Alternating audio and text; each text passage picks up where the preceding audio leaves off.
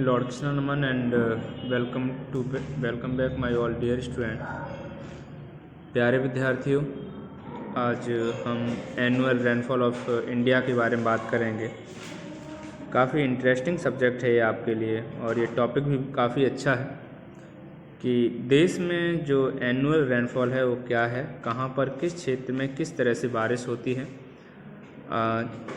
India is agriculture land, सो यहाँ पे 75% लोग जो हैं डायरेक्टली एग्रीकल्चर से जुड़े हुए हैं।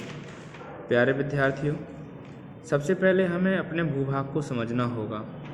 हमारा जो भूभाग है वह गोंडवाना लैंड पर बसा हुआ है।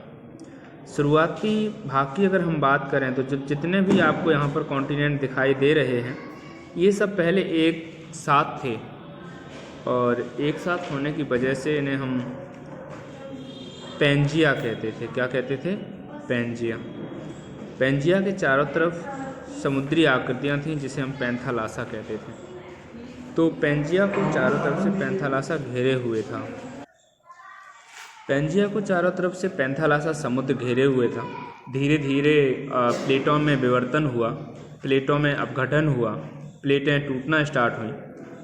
चूँकि टेक्टोनिक प्लेट जो है उस मतलब मोस्टली सारी की सारी प्लेटें दो भागों में डिवाइड हो गई। ऊपर वाला जो भाग था उसे हम लॉरेंसिया कहेंगे, और नीचे हम गोंडवाना सेक्शन कहेंगे। ये दोनों ही भाग जब डिवाइड हुए तो लॉरेंसिया में एशिया, यूरोप और ये सारे के सारे कॉन्टिनेंट आए, और जबकि गोंडवाना में आपका अफ्रीका, आपका साउथ एशिया का कुछ भाग आया, ऑस्ट्रेलिया और अंटार्कटिका आया, और साउथ अमेरिका भी इसी का भाग था। प्यारे विद्यार्थियों, जब ये सारे के सारे महाद्वीप विघटन के द्वारा अलग अलग हुए तो इनके बीच में ओशियन बनना स्टार्ट हो गया।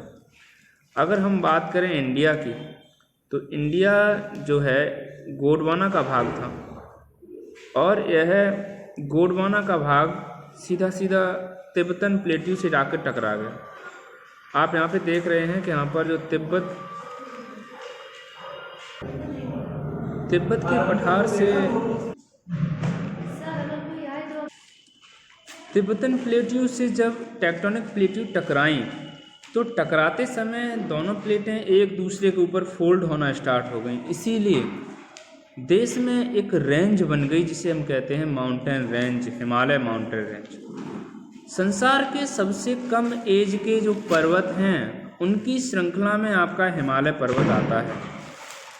आपका हिमालय पर्वत फोल्डेड माउंटेन है। प्यारे विद्यार्थियों, काफ़ी बार कंपटीशन में पूछा गया है कि फोल्डेड पर्वत कौन से हैं, तो आपकी हिमालय रेंज जो है जिसमें बहुत सारी पहाड़ियां हैं, ये सारे के सारे फोल्डेड माउंटेन हैं। और फोल्डेड माउंटेन होने की वजह से जहाँ पर ज़्यादा माउंटेन्स होते हैं और वहाँ पर सबसे ज़्यादा बारिश होने के चांसेस रहते हैं। डिपेंड करता है कि वो किस तरह की वायु को रोक पाते हैं। मानसून की बात करें तो देश में साउथ से मानसून आते हैं। साउथ से मानसून आने के बाद सबसे पहले केरल के तट से टकरा जाते हैं। यहाँ मानसून्स को दो डायरेक्शन में मुड़ना होता है। एक तो बे ऑफ बंगाल के साइड मुड़ जाते हैं, और दूसरे में अरेबियन सी के साइड मुड़ जाते हैं। प्यारे विद्यार्थियों, जब देश के साउथर्न भाग से मानसून टकराता है तो या तो यह बे ऑफ बंगाल का रुख करता है या यह अरेबियन सी का रुख करता है। लक्षद्वीप आपका क्या है? आइसलैंड है। आपकी नॉलेज के लिए बता दूं कि हमारे पास 247 आइसलैंड हैं। अब ये मत कहना सर 500 हैं। बिल्कुल, वाटर पॉलिसी मैंने आपको बताई है। इंटरनेशनल वाटर पॉलिसी के अकॉर्डिंग जब हमारे पास में कोई दूसरा कंट्री होता है तो जितने भी आइसलैंड होते हैं उसके जस्ट आधे उसे दे दिए जाते हैं। तो हमारे पास 500 आइसलैंड हैं, और हमारा पड़ोसी देश श्रीलंका है, तो श्रीलंका के खाते में आधे चले गए। दैट्स मीन्स हमारे पास जो बचे हुए हैं 247 हैं, उसमें 204 जो हैं आपके बे ऑफ बंगाल में आएंगे, और 43 जो हैं आपके अरेबियन सी में आएंगे। ठीक है, तो अब हमें क्या समझना है कि जैसे ही मानसून हमारे साउथ रीजन से टकराता है तो यहाँ पर कर्नाटका, केरला, गोवा, पुणे, यहाँ पर एक रेंज फैली हुई है पहाड़ों की, जिसे हम कहते हैं अरावली हिल्स। अरावली हिल्स जो है गुजरात, राजस्थान से पतली पतली पहाड़ियाँ कहाँ तक फैली हुई हैं, ये आपके केरल, कर्नाटका तक फैली हुई हैं और बिल्कुल ये समांतर हैं, बिल्कुल पैरेलल हैं और बीच में कटी हुई हैं। हमारा जो मानसून है वो इनसे टकरा जाता है और बड़ी मात्रा में इस रीजन में बारिश करता है। जहाँ पर आपको ये डार्क रीजन दिखाई दे रहा है प्यारे विद्यार्थी, यहाँ बड़ी मात्रा में बारिश होती है, क्योंकि यह ऐसा जोन बन जाता है जो कि पहाड़ों के जस्ट पास का होता है। तो यहाँ पे आप देख सकते हैं ढंग से, तो यहाँ पर जितना भी ये डार्क रीजन है यहाँ पे बहुत अधिक बारिश होती है।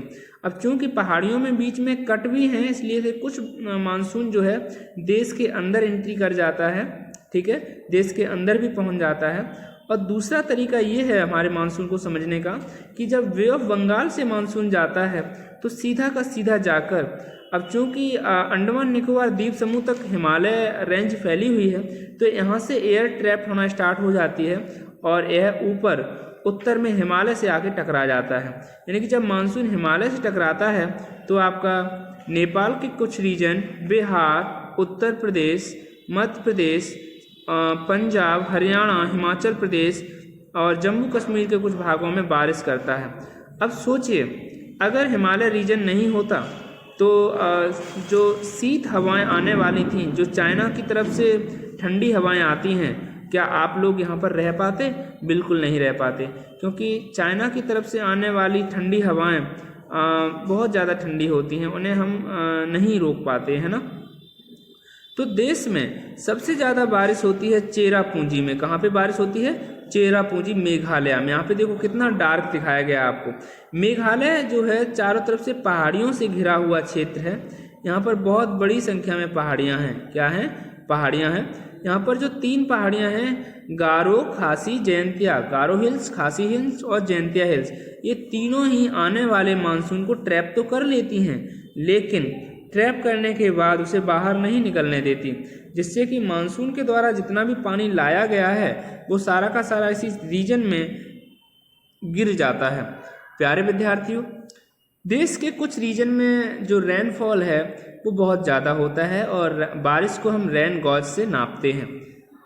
डेली की डेली जितनी भी बारिश होगी हम रेन गॉज में को बाहर ओपन में रखेंगे और कितने सेंटीमीटर बारिश हुई है उसे डेली का डेली रिपोर्ट करेंगे, उसे ऐड करेंगे। ठीक है प्यारे विद्यार्थियों।